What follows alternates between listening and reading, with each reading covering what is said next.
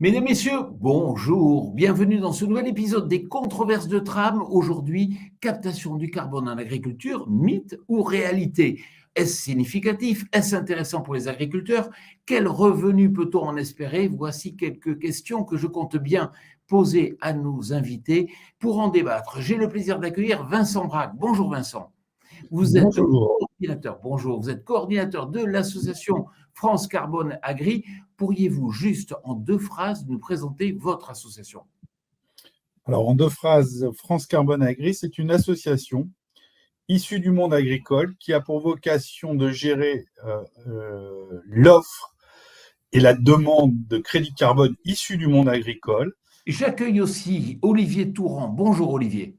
Bonjour. Alors vous êtes éleveur dans la Creuse et puis vous vous lancez dans l'aventure carbone. Mais juste avant, qu'est-ce que vous faites comme type d'élevage? Expliquez-moi. L'élevage de bovins charolais pour l'engraissement, pour faire de la viande, voilà. Bon, nous accueillons également Rémi Dumery, Rémi que tout le monde connaît puisqu'il est bien connu dans l'univers des réseaux sociaux, qui est agriculteur, un céréalier de la Beauce. Bonjour Rémi. Bonjour Jean-Paul. Alors Oui, Rémi, je sais que vous n'êtes pas convaincu par le marché du carbone, mais juste auparavant, est-ce que vous pouvez me dire un peu comment vont les cultures? J'ai l'impression que tout va bien dans la plaine. pour l'instant, on ne les voit pas trop puisqu'il y a beaucoup de brouillard et d'humidité, des petites gelées le matin, donc on va laisser tranquillement l'hiver passer et puis on verra ça au beau jour. On va attendre alors. Et bien sûr, pour poser les enjeux du débat, j'accueille Christophe Léchira. Christophe, bonjour, vous êtes responsable communication de Tram. À vous, Christophe, pour poser les enjeux du débat. Bonsoir Jean-Paul, merci. Donc, la compensation carbone volontaire, vous vous demandez tous ce que c'est. D'un côté, vous avez une entreprise qui souhaite compenser son impact carbone, mais qui ne peut pas réduire directement ses émissions. De l'autre côté, vous avez des agriculteurs qui réduisent leurs émissions de carbone ou stockent du carbone en améliorant leurs pratiques agricoles. En résumé, on a des entreprises qui souhaitent acheter des crédits carbone, des agriculteurs qui ont des crédits carbone à vendre. L'affaire semble donc facile à conclure, mais est-ce vraiment aussi simple de structurer un marché du carbone en agriculture? Alors Vincent, il faut déjà me donner quelques chiffres clés du marché du carbone en agriculture en France. Alors, c'est un marché récent, mais qui arrive à maturité. Nous, notre expérience a commencé en 2019 et nous sommes les premiers sur une méthode labellisée. 2 chiffres très simples. Il y a eu 2 appels à projets, un en 2020, un en 2021. 2020, 300 agriculteurs, ça représente 137 000 tonnes à l'horizon 5 ans. Et deuxième appel à projet, 900 agriculteurs, on est sur 600 000 tonnes. Et aujourd'hui, il y a une très forte demande pour lancer un 3e appel à projet. Et ce qui est intéressant, c'est qu'on voit, du fait de la situation du marché carbone, maintenant des acheteurs. Donc l'enjeu, c'est d'ici 2 à 3 ans qu'on ait suffisamment d'offres pour répondre à la demande. On n'y était pas. La bascule est en train de se faire. Nous, on est les premiers à avoir ouvert ce marché-là et on voit que la bascule est en train de se faire là maintenant.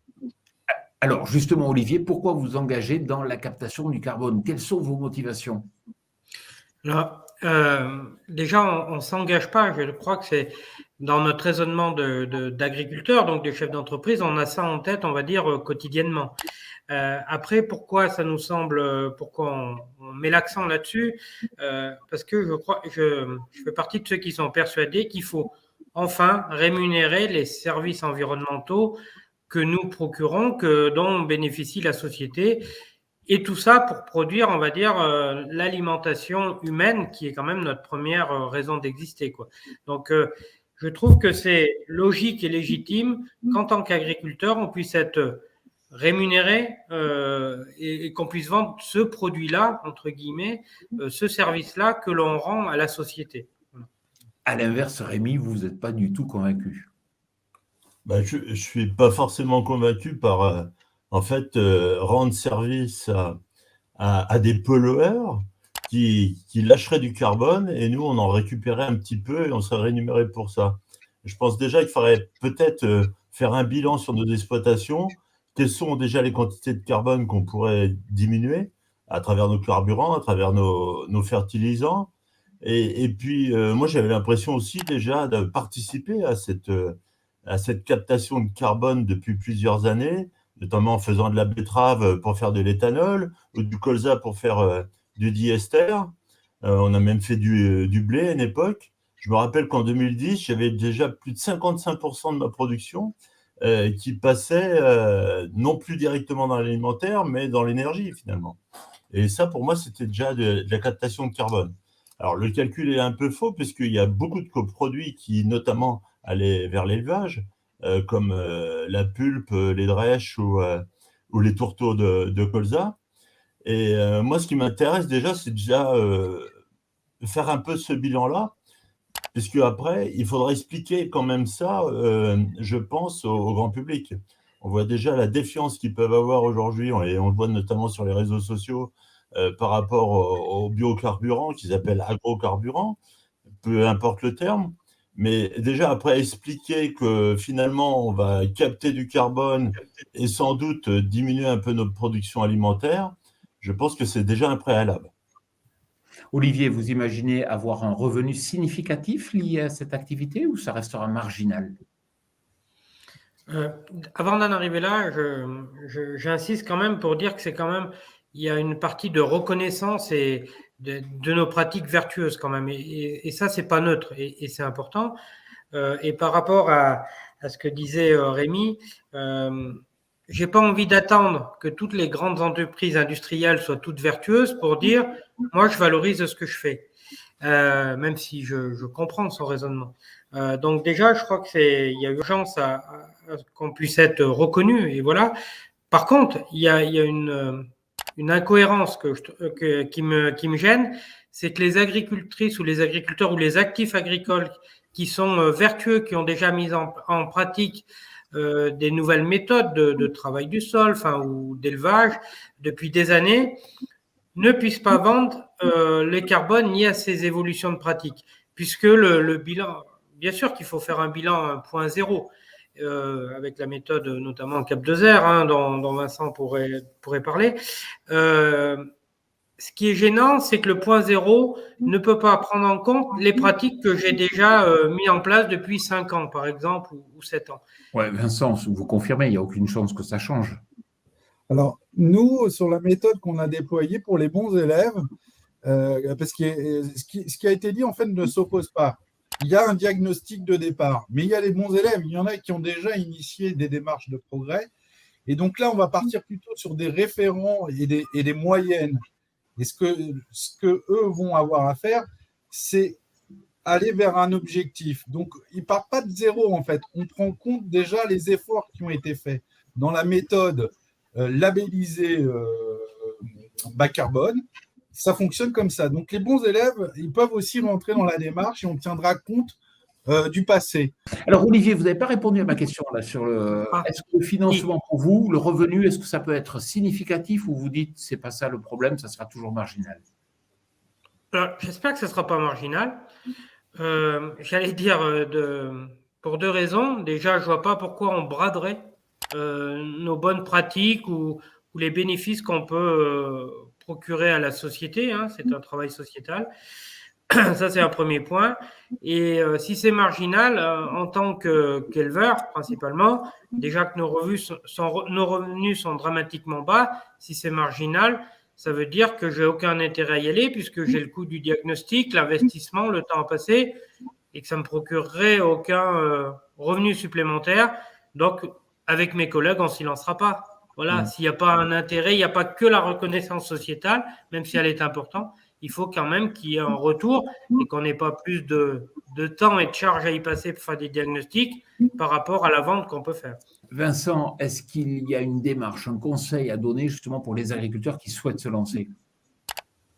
Alors, pour les agriculteurs qui souhaitent se lancer, en fait, il va falloir dans le mode de fonctionnement actuel de France Carbone Agri, ils se joignent à des porteurs de projets. Généralement, c'est les chambres d'agriculture, mais ça peut être leur conseil, ça peut être leur coopérative. En fait, on a essayé d'élargir cette démarche à tous les acteurs. Donc, et ce qu'on voudrait demain, c'est pouvoir laisser l'agriculteur initier son projet sans attendre des appels à projets. Mais là, c'est un peu plus complexe parce que vous l'avez vu, on est victime de notre succès. 300 agriculteurs, 900. On sait que le troisième appel à projet, on va dépasser 2 ou 3 000 agriculteurs. Donc, on est en train de structurer tout ça et d'ailleurs de passer en structure commerciale parce qu'au départ, c'était le monde syndical qui était derrière tout ça et on voudrait fédérer l'ensemble des acteurs. Je voudrais avoir une précision sur la rémunération. En l'état actuel, on est sur un marché volontaire. Alors, il ne s'agit pas de brader, mais il faut trouver des acheteurs. Et aujourd'hui, le marché est mature. Il y a des acheteurs, mais pas à n'importe quel prix. Donc, ça ne va pas être tout de suite un revenu majoritaire pour l'agriculteur. Ça va être un complément. Par contre, ce qui est intéressant, c'est que toutes ces démarches qui amènent des leviers de progrès, elles sont parallèles en fait à des exploitations qui sont plus résilientes. Mais Vincent, même en 2030, on sera à quelques pourcents enfin, du chiffre d'affaires de l'exploitation. Oui. Moi, oui, ça va être à la marge. Enfin, à la marge. Si ça permet, comme il vient d'être dit, les revenus ne sont pas très élevés. Alors 10 ou 20% de revenus en plus sur des exploitations, ça fait la différence. Rémi, je vous connais depuis plus de 20 ans, vous avez toujours été en avant sur tout, et là, vous n'êtes toujours pas convaincu. Non, mais quand on dit que 2030, pour moi, c'est peut-être un peu loin, mais ça va arriver très vite.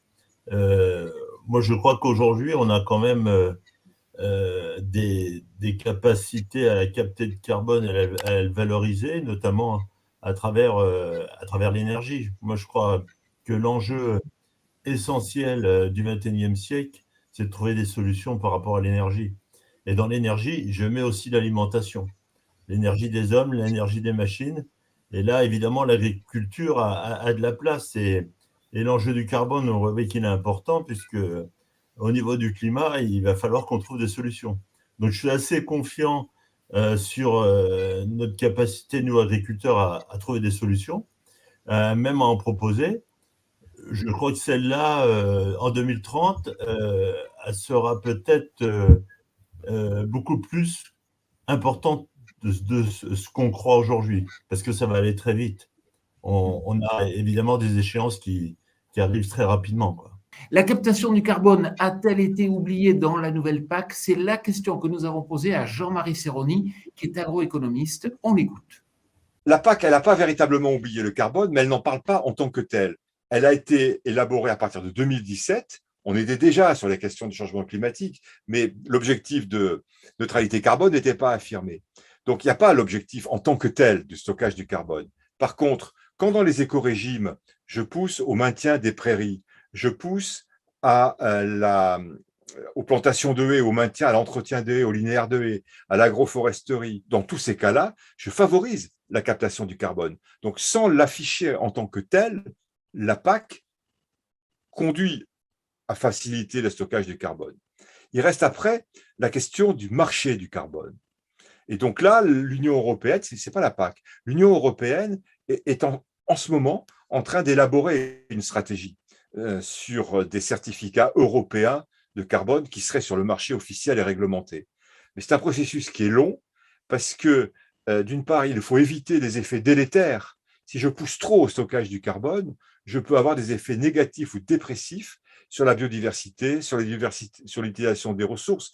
Et le deuxième aspect, c'est que pour avoir des certificats officiels, il faut être sûr de ce que je mesure comme carbone stocké. Et aujourd'hui, on n'est pas encore complètement au point sur ces méthodes. Vincent, comment vous réagissez par rapport à l'analyse de Jean-Marie? J'ai rien à rajouter, tout est dit. C'est exactement ça. Donc, il faut éprouver encore la méthode, mais il faut savoir qu'on y travaille en permanence. Juste si je peux prendre 10 secondes, nous, notre méthode, il y a un diagnostic de départ, un diagnostic intermédiaire et un diagnostic final. Et il y a un organisme certificateur à la fin qui vient vérifier. Après que la méthode évolue, c'est comme la technologie, c'est comme la science, mais elle est éprouvée et elle est labellisée. Donc, c'est pas une démarche, je dirais, comme ça, au doigt mouillé, quoi. Mais effectivement, si je souscris totalement à ce qu'a dit Jean-Marie, c'est exactement ça. Bon, Christophe, pour conclure l'émission, parce qu'on est déjà arrivé au terme de cette émission, qu'est-ce qu'on pourrait dire? Qu'est-ce qu'on pourrait dire pour conclure? Je reprendrai juste les mots de Julien Denormandie, le ministre de l'Agriculture, qui a indiqué en ce début d'année, Avec le carbone, nous avons une opportunité de créer de la valeur environnementale en créant une valeur économique. Le marché du carbone en agriculture est aujourd'hui en pleine phase d'émergence, mais devrait rapidement se structurer et se développer. Bon, ben voilà, on pourra en parler pendant des heures, mais ça y est, on est déjà arrivé au terme de cette émission. Vincent, Rémi, Olivier et Christophe, merci beaucoup d'avoir participé à cette émission de TV Agri en partenariat avec Tram. Merci à vous de nous avoir suivis et on se retrouve le mois prochain pour une nouvelle controverse. À bientôt.